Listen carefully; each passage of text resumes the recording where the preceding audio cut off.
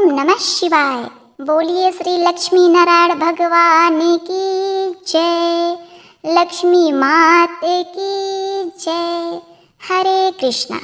प्रिय भक्तगणों, आज ज्येष्ठ माह शुक्ल पक्ष की पूर्णिमा तिथि है और आज ज्येष्ठ वट पूर्णिमा वट सावित्री का व्रत है।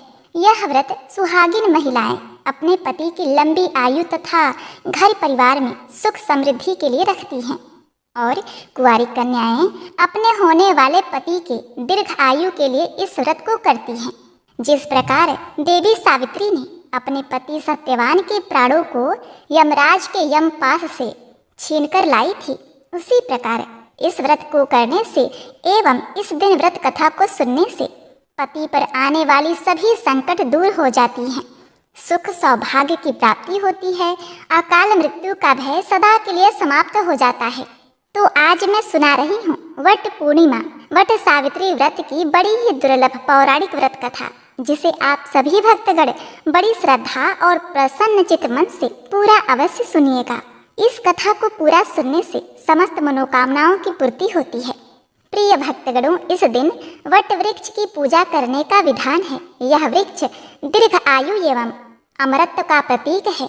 वट वृक्ष के जड़ में ब्रह्मा जी, तने में भगवान विष्णु और डालियों पत्तियों में भगवान शिव का वास होता है। वट वृक्ष के नीचे ही सत्यवान को प्राणदान मिला था, इसलिए इस दिन वरगद वृक्ष के चारों ओर घूमकर सौभाग्यवती स्त्रियां रक्षा सूत्र बांधकर पति की लंबी आयु की कामना करती हैं। इस व्रत को सभी प्रकार की स्त्रियां यानी कि कुंवारी कन्याएं, विवाहिता महिलाएं, कुपात्रा, सुपात्रा, विधवा आदि करती हैं। इस व्रत के प्रभाव से सभी प्रकार की मनोकामनाएं पूर्ण होती हैं। एक बार वनवास के दौरान युधिष्ठिर ने मार्कंडे ऋषि से आदर पूर्वक पूछा, हे महामुनि, इस पृथ्वी पर द्रौपदी के अलावा भी ऐसी कोई पतिव्रता स्त्री है जो राजकुल में जन्म लेने के बाद भी वन में भटक रही है? यह सुनकर मार्कंडे ऋषि ने युधिष्ठिर से कहा, हे पांडुपुत्र, द्रौपदी से पहले भी सावित्री नाम की कन्या है जो इससे भी कठिन पतिव्रता धर्म का पालन कर चुकी है। तब आश्चर्यचकित युधिष्ठिर ने मार्कंडे ऋषि से पूछा, हे ऋषिवर, कृपा कर मुझे उस सती साध्वी की पूरी कथा सुनाइए। तब मार्कंडे ऋषि कहने लगे, हे युधिष्ठिर, इस सतयुग में भद्र राज में अश्वपति नाम के एक राजा थे। वे बड़े ही धर्मात्मा और पुण्यवान राजा थे, मगर उनको कोई संतान नहीं थी। अतः उन्होंने महर्षि भृगु के परामर्श से देवी सावित्री के व्रत को किया। बहुत समय तक देवी सावित्री के व्रत अनुष्ठान करने के बाद देवी सावित्री ने उन्हें दर्शन देकर उनको एक दिव्य पुत्री के पिता होने का वरदान दिया। वरदान के प्रभाव से उनको एक पुत्री हुई, क्योंकि उस कन्या का जन्म देवी सावित्री के वरदान से हुआ था। अतः उन्होंने उस कन्या का नाम सावित्री रखा। वह कन्या धीरे धीरे युवा अवस्था को प्राप्त हुई। राजा ने उसकी शादी के लिए स्वयंवर भी आयोजित किया, मगर सावित्री के रूप, गुण और तेज के कारण कोई भी राजकुमार उसका वर्ण नहीं कर पाया। अंत में राजा ने देवी सावित्री को ही अपने मंत्री के साथ खुद ही अपने योग्य वर ढूंढने के लिए देशाटन पर भेज दिया। सावित्री ने अपने मंत्री के साथ देशाटन पर निकली। इस दौरान वह कई अच्छे राजाओं और राजकुमारों और गुणी लोगों से मिली, लेकिन उनमें से कोई भी उन्हें उपयुक्त नहीं लगा। फिर यात्रा करते करते सावित्री उस वन में पहुंची जहां साल्व देश के राजा धूम्रसेन अपनी पत्नी और पुत्र सत्यवान के साथ एक झोपड़ी में निवास करते थे। सत्यवान बहुत सुंदर, गुणवान और आदर्श पुरुष थे। सावित्री जी ने जब सत्यवान को देखा तो वह उनके सौंदर्य और गुणों से बहुत ही प्रभावित हुई।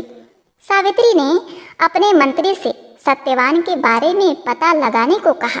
तब मंत्री ने उन्हें बताया कि सत्यवान के माता पिता दोनों ही अंधे हैं। जब उनके पुत्र सत्यवान बहुत छोटे थे, तब राजा रानी के अंधेपन का लाभ उठाकर एक पड़ोसी राजा ने धोखे से उनका राज्य छीन लिया था।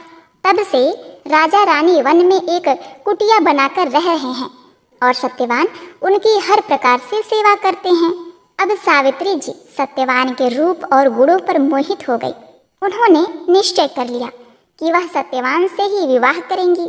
ऐसा संकल्प करके वह अपने मंत्री के साथ अपने महल लौट आईं। तब राजा और रानी ने सावित्री से पूछा, पुत्री, क्या तुम्हें तुम्हारे योग्य कोई वर मिला? तब सावित्री ने सत्यवान के बारे में बता दिया। उसी समय वहां नारद मुनि आ गए। जब उन्हें यह बात पता चली तो उन्होंने राजा और रानी को बताया कि इसमें कोई संदेह नहीं कि सत्यवान अत्यंत गुणवान है, अत्यंत रूपवान है, लेकिन उसकी उम्र बहुत ही कम है। वह 1 वर्ष से अधिक नहीं जीवित रहेंगे। यह सुनकर राजा रानी बेहद दुखी हुए। उन्होंने सावित्री जी को समझाया कि पुत्री, तुम कोई और वर का चुनाव कर लो, हम तुम्हें सत्यवान के लिए कैसे हाँ कह दें। तब सावित्री ने बड़ी ही विनम्रता से कहा, हे पिता, मैं सत्यवान को मन ही मन अपना पति मान चुकी हूँ। मैं अब किसी और दूसरे पुरुष के बारे में सोचूंगी भी नहीं। तब राजा रानी को सावित्री का विवाह सत्यवान से ही करना पड़ा। उन्होंने सावित्री और उसके ससुराल के लिए बहुत सा धन देना चाहा, लेकिन सावित्री ने कुछ भी लेने से मना कर दिया और अपने माता पिता को यह विश्वास दिलाया कि जल्द ही सब कुछ अच्छा हो जाएगा। सावित्री जी ने महल के सभी सुखों का त्याग कर दिया और एक आदर्श बहू तथा पत्नी बनकर अपने सास ससुर और पति की मन लगाकर सेवा करने लगी। सत्यवान के माता पिता सावित्री जैसे बहू पाकर धन्य हो गए थे। वहीं सावित्री यह भी जानती थी कि सत्यवान अल्प आयु है, इसीलिए वह सत्यवान की लंबी आयु के लिए कठिन से कठिन व्रत भी रखने लगी। आखिरकार एक दिन आ गया जिस दिन सत्यवान की मृत्यु होनी थी। जब सत्यवान रोज की तरह लकड़ियां काटने के लिए वन में जाने लगे तो सावित्री जी ने कहा कि आज मैं भी आपके साथ लकड़ियां काटने चलूंगी। सत्यवान ने मना किया, लेकिन सावित्री जिद करने लगी। सावित्री जी के जिद करने पर सत्यवान उन्हें अपने साथ वन में ले गए। सत्यवान एक पेड़ पर लकड़ियां काटने के लिए चढ़ते हैं, तभी अचानक उन्हें चक्कर आने लगते हैं। सत्यवान सावित्री जी से कहते हैं कि ना जाने क्यों मुझे चक्कर आ रहे हैं। सावित्री जी तुरंत कहती हैं, आप थक गए होंगे स्वामी, आप पेड़ के नीचे उतर आइए और थोड़ा विश्राम कीजिए। सत्यवान पेड़ के नीचे उतर आते हैं और वे वहीं सावित्री जी की गोद में ही बेहोश होकर गिर पड़ते हैं। सावित्री सत्यवान को इस अवस्था में देखकर बहुत ही घबरा जाती हैं और जोर जोर से विलाप करने लगती हैं। तभी सावित्री ने देखा कि सामने भैंसे पर सवार कोई देवता आए हैं जो सत्यवान को अपनी तरफ खींच रहे हैं। दरअसल वह यमराज थे जो सत्यवान के प्राण लेने के लिए आए थे।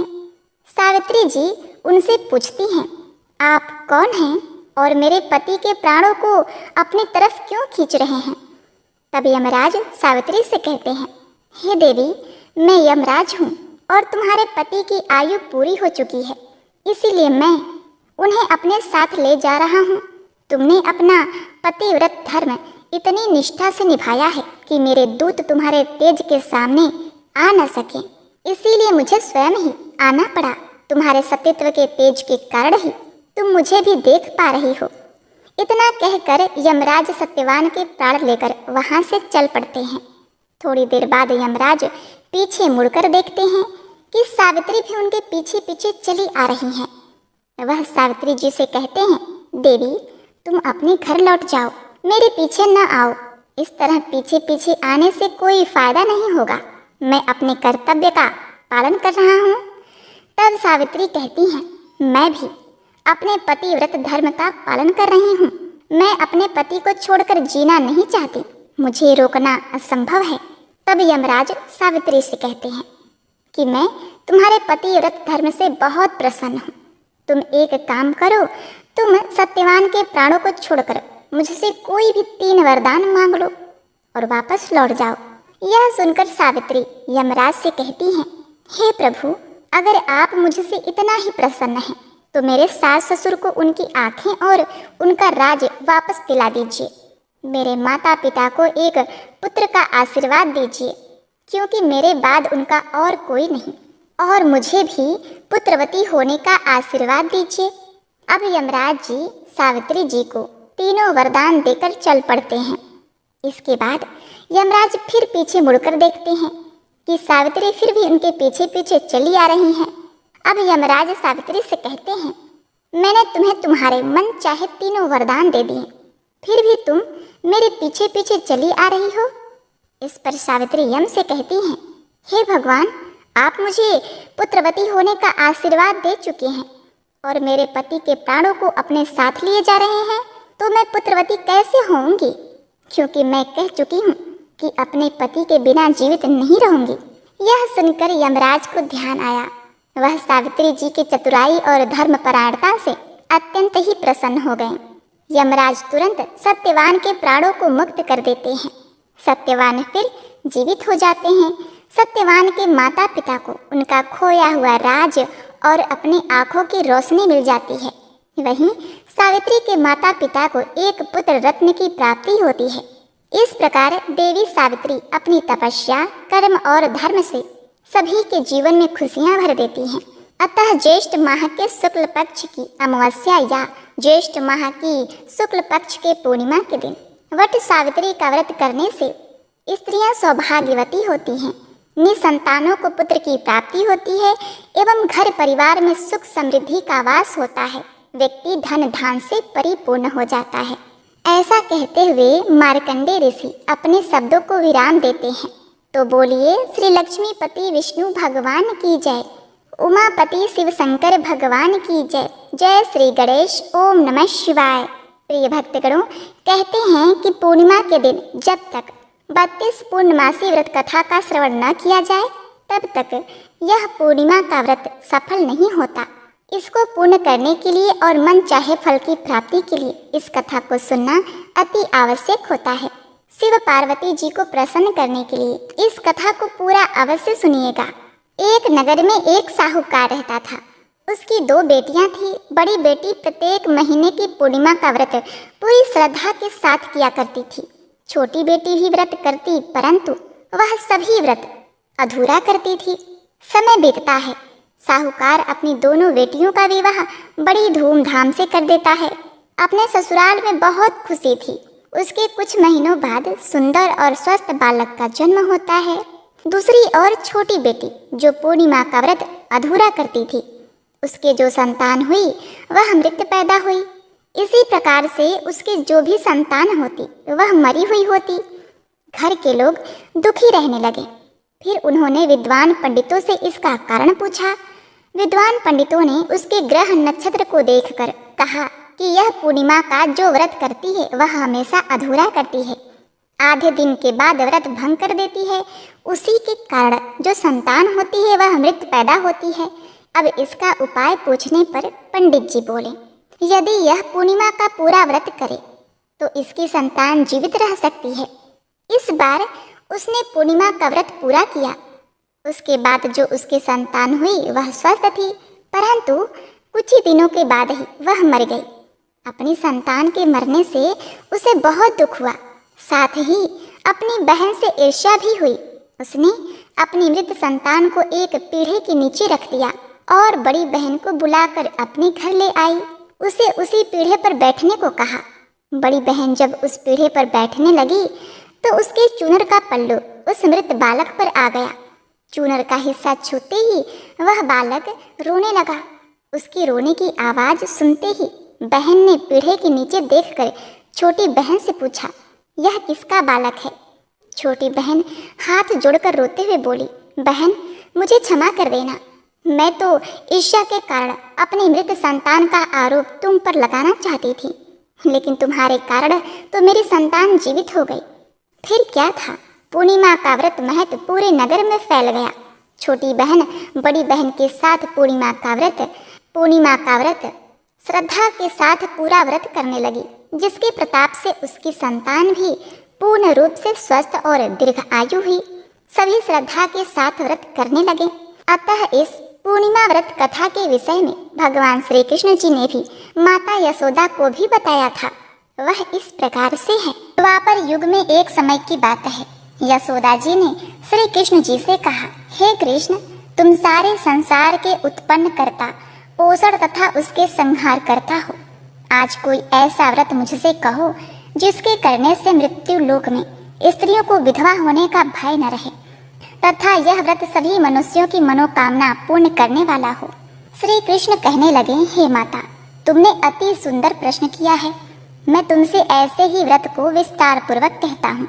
सौभाग्य की प्राप्ति के लिए स्त्रियों को 32 पूर्णमासियों का व्रत करना चाहिए। इस व्रत को करने से स्त्रियों को सौभाग्य संपत्ति मिलती है।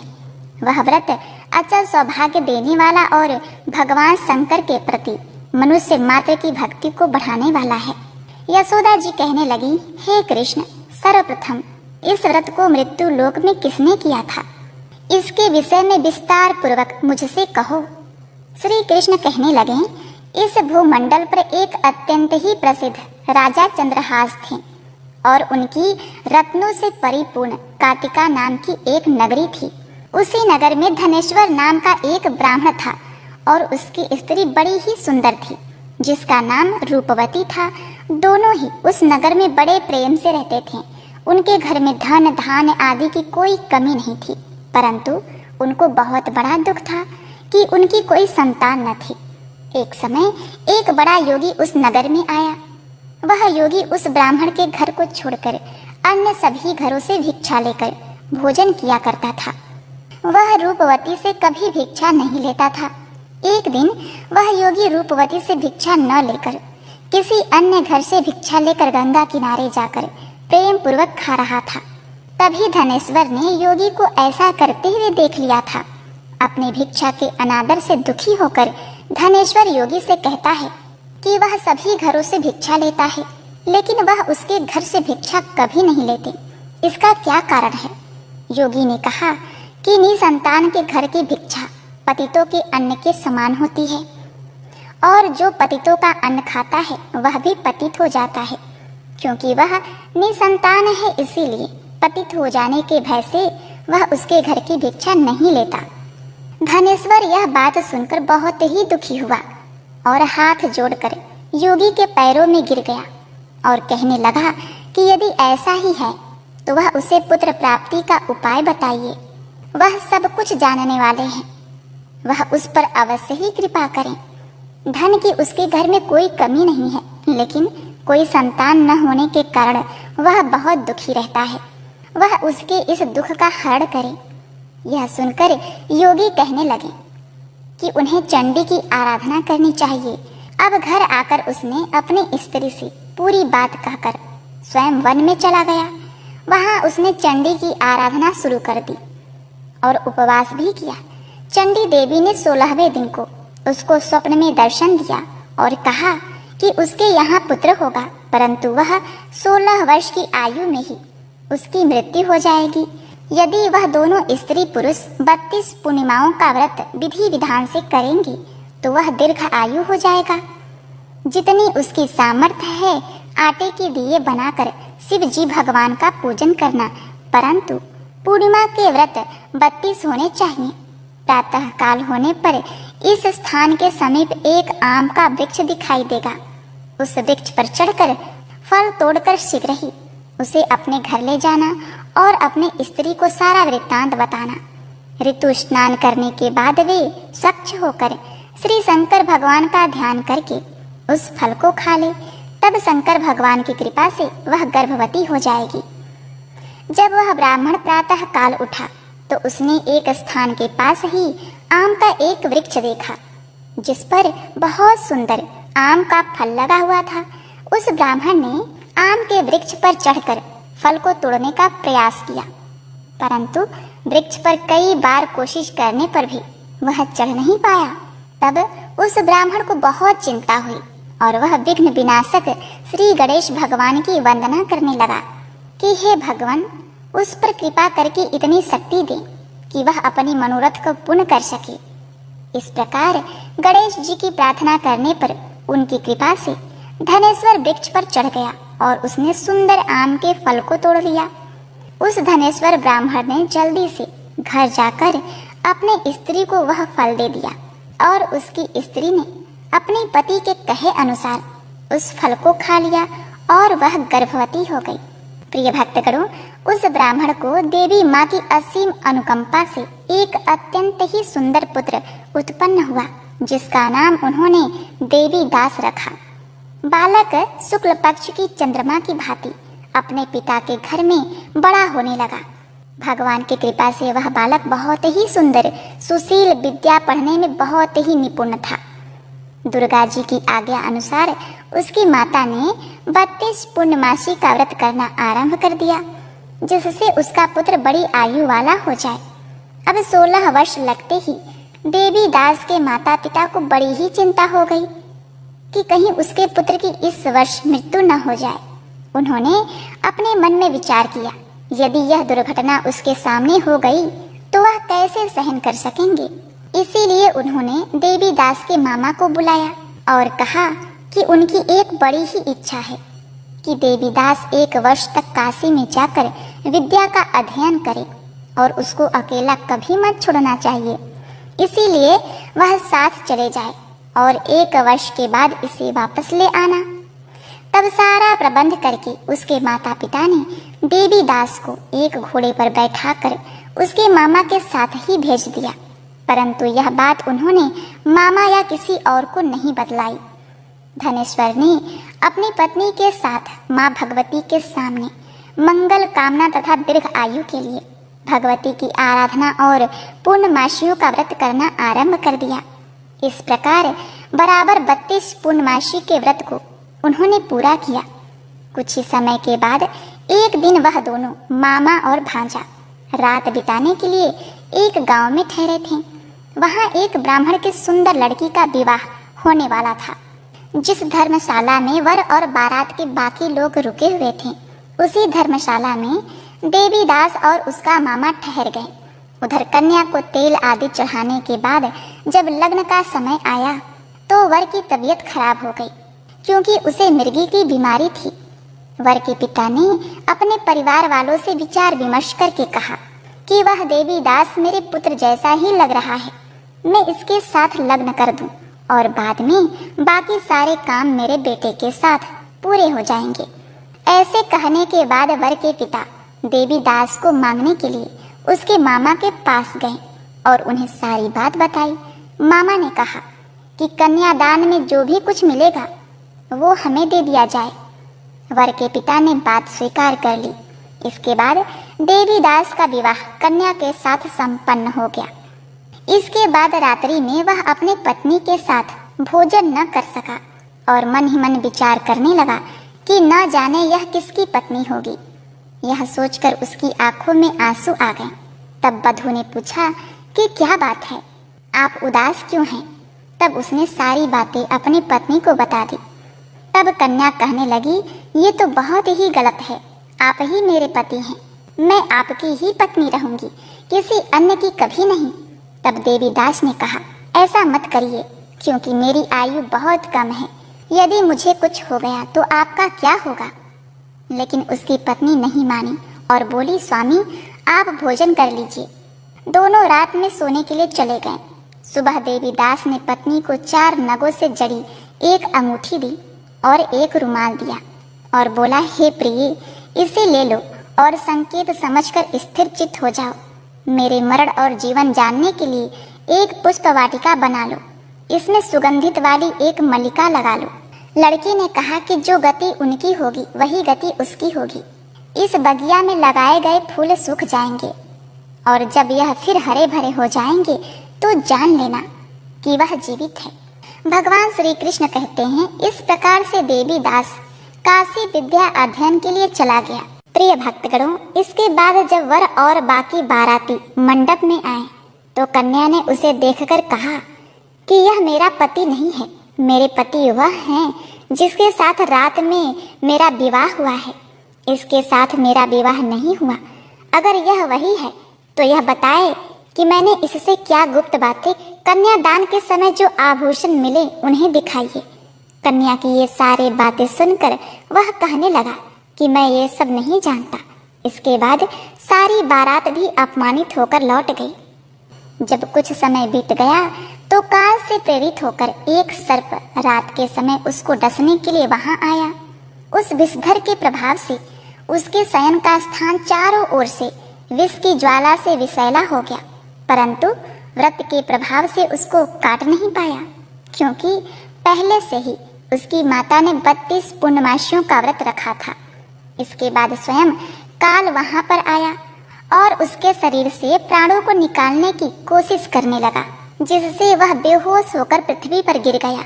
भगवान की कृपा से उसी समय माता पार्वती के साथ भगवान शिव शंकर जी वहां आ गए। उसको बेहोश देखकर पार्वती जी ने भगवान से प्रार्थना की और कहा कि इस बालक की माता ने पहले ही 32 पूर्णमासियों का व्रत पूरा किया है और वह उसे प्राणदान दे। इस प्रकार शिव जी उसको जीवित कर देते हैं। इस व्रत के प्रभाव से काल को भी पीछे हटना पड़ा और देवीदास स्वस्थ होकर बैठ गया। उधर उसकी स्त्री उसके काल की प्रतीक्षा किया करती थी। उसने जब देखा कि उस पुष्प वाटिका में फूल सूख रहे हैं तो उसको बहुत ही हैरानी हुई, लेकिन जब वाटिका हरी भरी हो गई तो वह जान गई कि उसके पति को कुछ नहीं हुआ है। यह देखकर वह बहुत ही प्रसन्नता से अपने पिता से कहने लगी कि उसके पति जीवित हैं और वे उसे खोजने जाएं। जब 16वां साल बीत जाने पर देवीदास अपने मामा के साथ काशी से वापस चला। उधर उसके ससुर घर से उसको खोजने जाने ही वाले थे कि वह दोनों मामा भांजा वहां आ गए। उसको आया हुआ देखकर उसके ससुर को बहुत ही प्रसन्नता हुई और वह प्रसन्नता के साथ उसे अपने घर ले गए। उस समय नगर के निवासी भी वहां इकट्ठा हो गए और कन्या ने भी लड़के को पहचान लिया था। कुछ ही दिन बाद देवीदास अपनी पत्नी और मामा के साथ बहुत से उपहार लेकर अपने नगर को चल दिया। वह अपने गांव के निकट पहुंच गए तो कई लोगों ने उसको देखकर उसके माता पिता को पहले ही खबर कर दी थी कि उसका पुत्र देवीदास अपने पत्नी और मामा के साथ आ रहा है। ऐसा सुनकर उसके माता पिता बहुत ही खुश हुए थे। पुत्र और पुत्रवधू के आने की खुशी में धनेश्वर बहुत सा उत्सव मनाया। तब श्री कृष्ण जी कहते हैं कि धनेश्वर 32 पूर्णमासी के प्रभाव से पुत्रवान हो गया। जो व्यक्ति इस व्रत को करते हैं वे जन्म जन्मांतर के पापों से छुटकारा पा लेते हैं। इस दिन किए गए दान का कई गुना ज्यादा पुण्य फल प्राप्त होता है तथा जो व्यक्ति इस दिन लक्ष्मी जी की महिमा कथा का गुणगान करता है उसके ऊपर माता लक्ष्मी की कृपा सदा सर्वदा बनी रहती है। तो आइए प्रिय भक्तगणों, इस व्रत कथा को संपूर्ण बनाने के लिए माता लक्ष्मी की कथा का श्रवण करते हैं। एक गांव में एक सेठ जी रहा करते थे। सेठ जी के पास पुरखों का बहुत सारा धन था और उनका व्यवसाय भी अच्छा चल रहा था।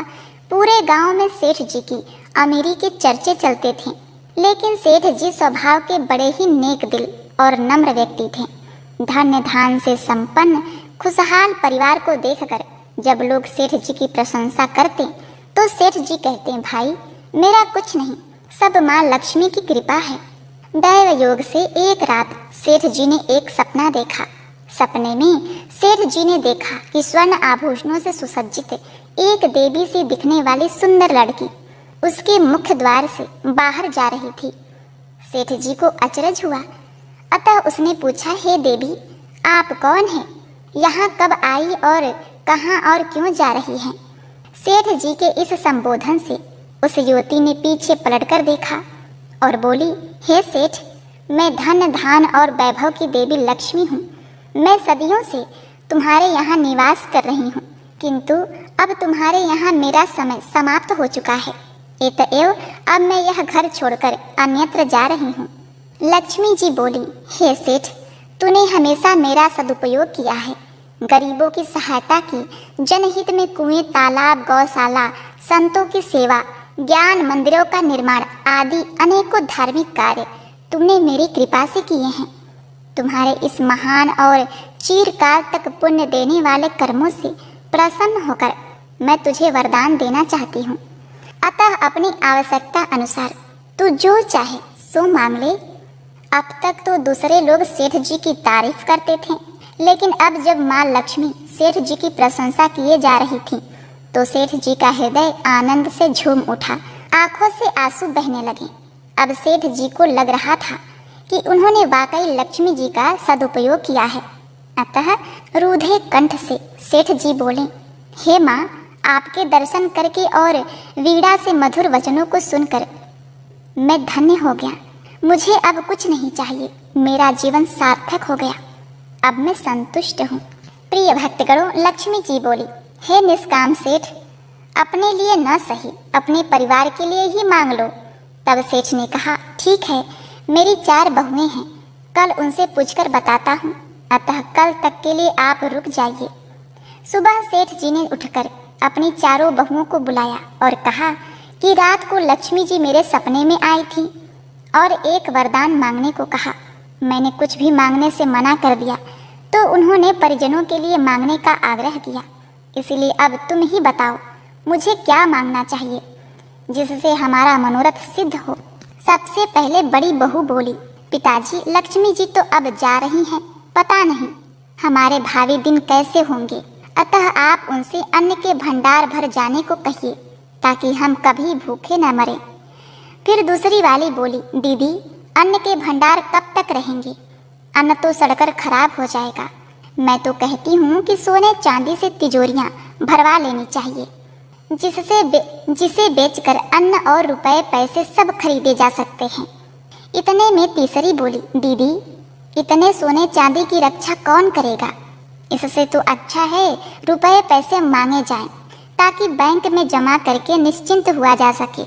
आजकल तो सब कुछ रुपए पैसे से खरीदा जा सकता है।